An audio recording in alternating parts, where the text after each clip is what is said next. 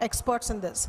The thing is, to train ourselves to do this, one needs to do as many questions on sentence sequence and text completion, because at the end of the day, the questions we are doing while we are practicing are not going to come in the real test.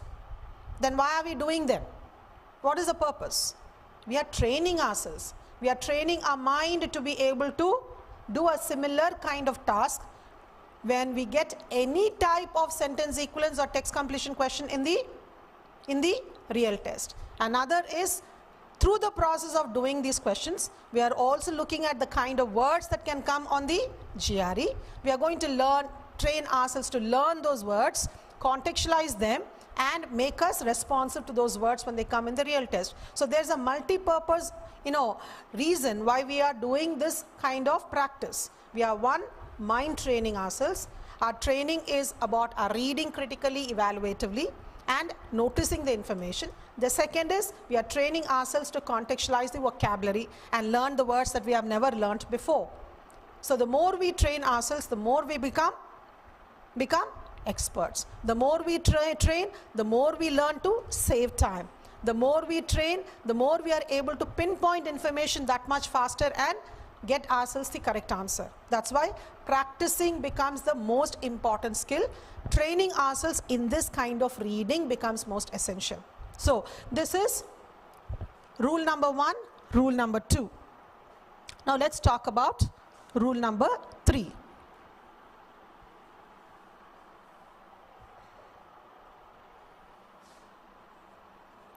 Prior knowledge about the subject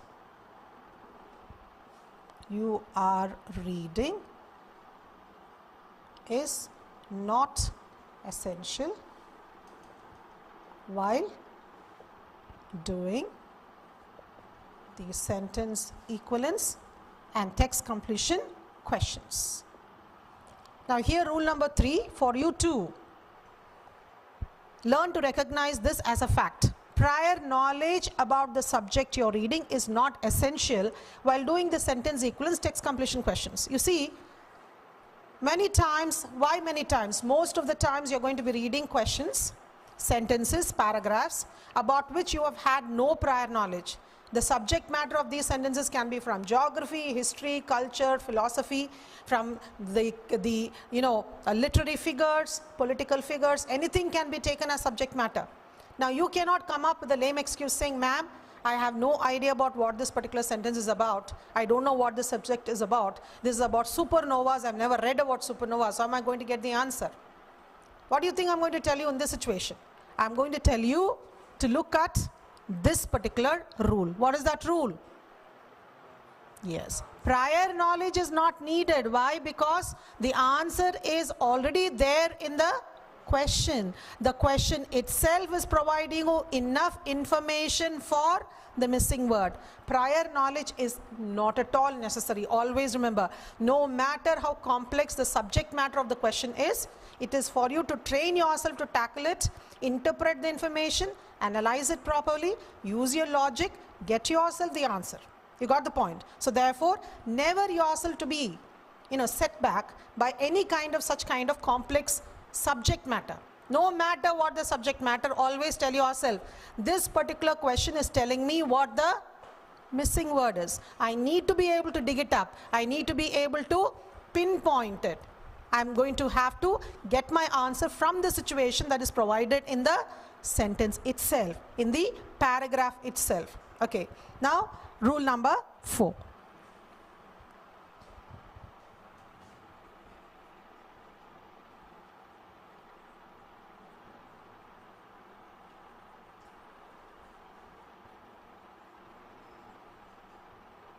So, rule number 4, make use of the structural road signs.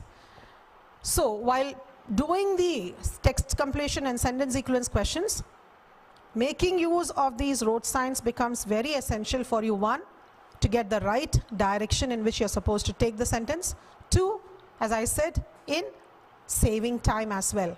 If you do not follow these road signs, if you tend to ignore them, possibilities you might end up drawing wrong conclusions and going for the wrong answers. So structural road signs, thought extenders, thought contrasters are very essential for you to be able to get yourself the perfect answers. So now let me give you some examples of thought extenders and thought contrasters.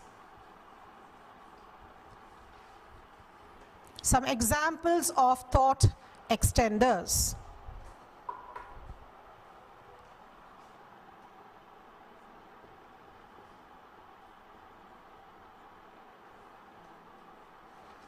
And, for, since, as, hence, because, therefore, in conclusion, in addition to,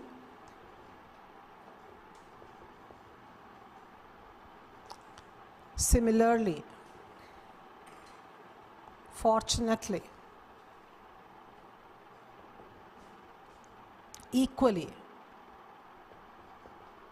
just as, so that, such that, not only, but also, yes, moreover, while, meanwhile, and so on. There are many more. We can have, we can even have words like corresponding, correspondingly. We can have commensurate, which means equal, and so on.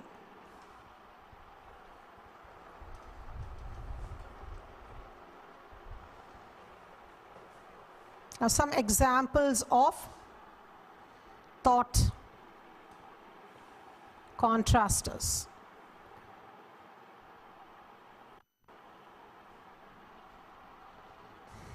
But, yet, despite, in spite of, although, even though, rather than, in contrast, on the contrary,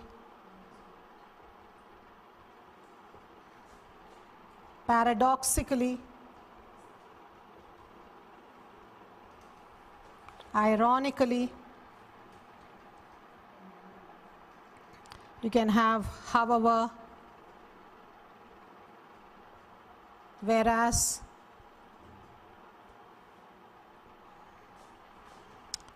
nonetheless, nevertheless, and so on and so forth. You can get innumerable such kind of words which are called as thought contrasters on the questions.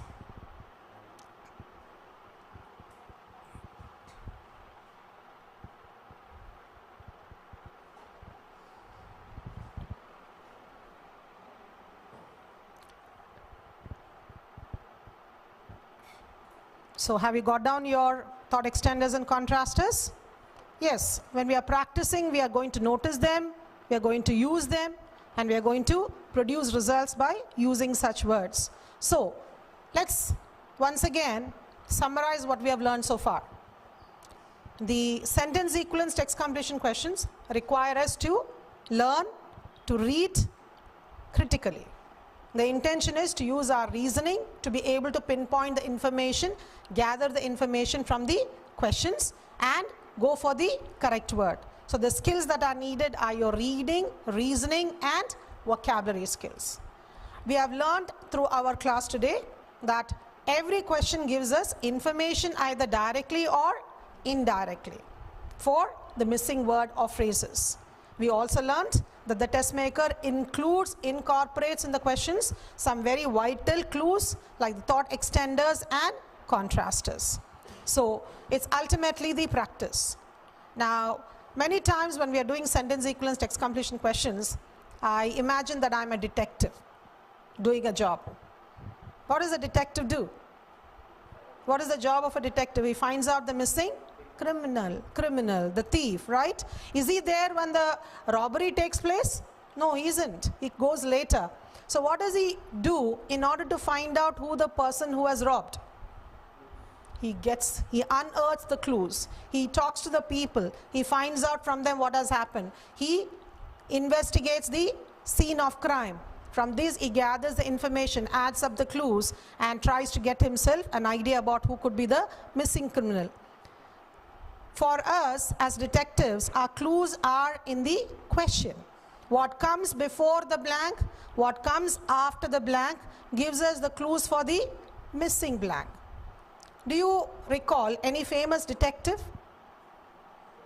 Sherlock Holmes, made very famous recently from all these movies.